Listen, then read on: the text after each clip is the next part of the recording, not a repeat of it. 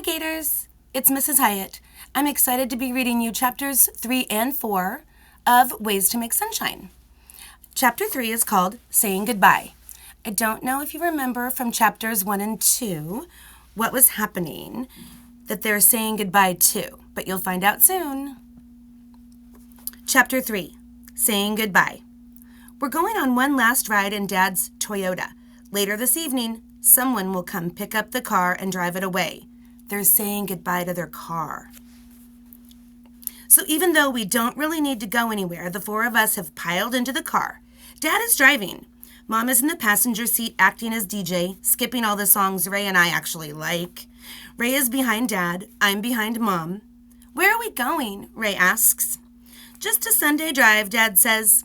We ride along the Columbia River and I start the car games we always play on family road trips. I point to a cluster of clouds. That looks like a person running. See the two legs? And that looks like a smiling face, Ray says. We go on finding cloud pictures and then we start counting trees. But there are so many, we both get tired of that. And so we decide to play my favorite game.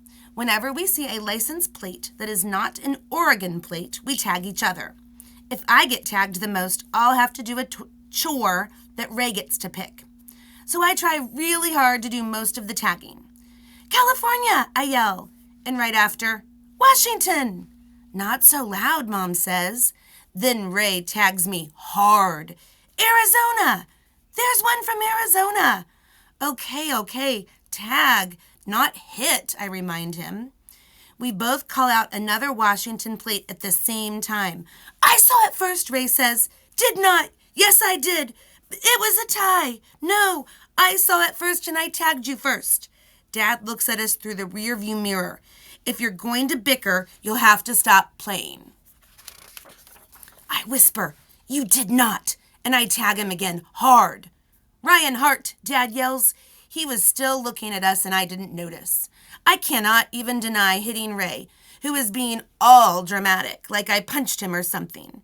Dad pulls off into a parking space and we all get out of the car. Ray runs around the car and yanks my hair. That's for hitting me. I push him. That's for saying you saw Washington first. Ryan and Ray, enough, Mom says. I don't know why she called my name first. Ray started it. We stand looking out at the river. Mom pulls out binoculars from her tote bag. Ryan, I see your loons and grebes. She calls them mine because diving birds are my favorite to watch. She hands me the binoculars. I see the birds resting in the water, their red necks glowing like fire flames. Ray snatches the binoculars from me. Look, a bald eagle! A bald eagle! Everyone is so fascinated with seeing the bald eagle, no one realizes Ray took the binoculars from me, just pulled them right out of my hands. I'm about to say something when Ray passes the binoculars back to me and says, sorry, but isn't this so cool? Look. I look through the magnifying lenses and see that Ray is right. It is cool.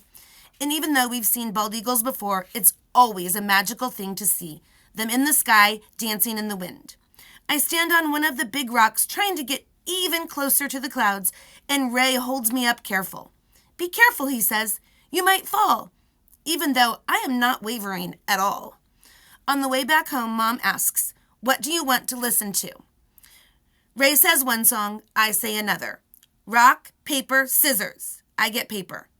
Rock, paper, scissors. I get rock. Rock, paper, scissors. I get rock. Even though I win, I choose the song Ray wants to listen to. I just wanted to be the one to decide. We ride home listening to one of our favorite songs, singing along, even doing all the extra ad-libs. When we get home, Dad parks the car on the street, not in the driveway like he usually does. Everyone gets out except me. For some reason, I just want to sit here. Mom stands outside at the foot of the steps, watching me, waiting for me. Maybe she is thinking that she is looking at this car one last time.